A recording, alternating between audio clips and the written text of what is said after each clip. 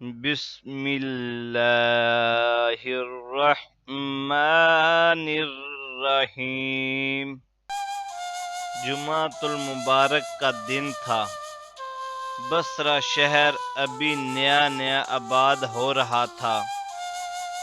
اس نو تعمیر شہر کی نو تعمیر مسجد میں رسول اللہ صلی اللہ علیہ وآلہ وسلم کے ایک قدیم صحابی حضرت عتیبہ بن اذان جمعے کا خطبہ دینے کے لیے تشریف لائے۔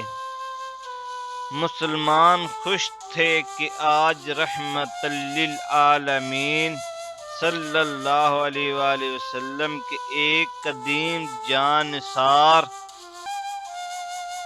کی گفتگو سننے کا موقع ملے گا۔ جب جمعے کے خطبے کے لیے اذانیں ہو چکی تو حضرت عتیبہ انتہائی عاجزی کے ساتھ کھڑے ہوئے۔ پہلے اللہ تعالیٰ کی حمد و ثنا بیان کی، پھر رسول اللہ صلی اللہ علیہ وآلہ وسلم پر درود و سلام پڑھ کر ارشاد فرمایا، لوگو، یہ دنیا ختم ہونے والی ہے، اس کا بڑا حصہ گزر چکا، جو باقی رہ گیا ہے وہ بہت تھوڑا ہے۔ تم اس دنیا کی مثال اس طرح جانو کہ جس طرح کسی برتن میں پانی پھینک دینے کے بعد آخر میں کچھ دیر تک پانی کے باقی مند قطرے گر گر کر تیرتے ہیں، بلا شبہ تم اس دنیا سے اس جگہ منتقل ہونے والے ہو جس کو کبھی زوال نہیں آئے گا، تو پھر تم کیوں سامان تیار نہیں کرتے جو تمہارے ساتھ جانے والا ہے، اور وہ نیکی ہے۔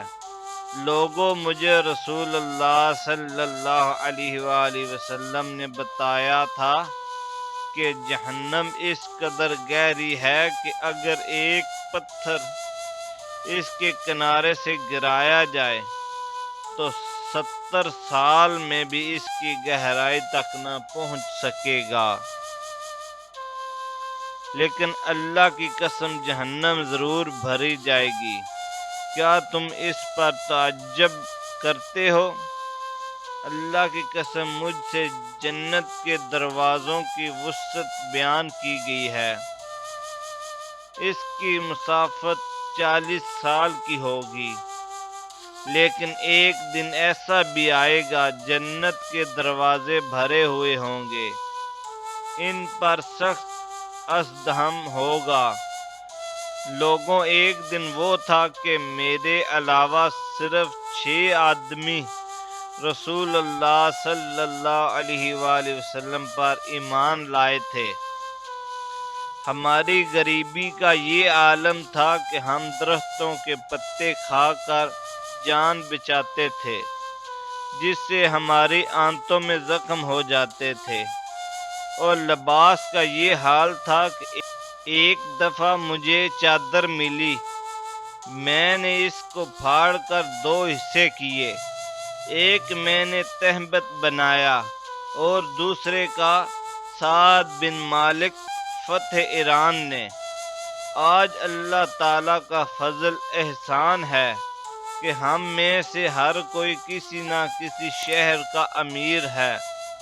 میں اللہ تعالیٰ سے پناہ مانگتا ہوں کہ اس کے نزدیک حقیر ہونے کے باوجود اپنے آپ کو بڑا سمجھوں۔ نبوت ختم ہو چکی ہے، انجام کار بادشاہت قائم ہوگی، اور تم عنقریب ہمارے بعد آنے والوں کو آزما لو گے۔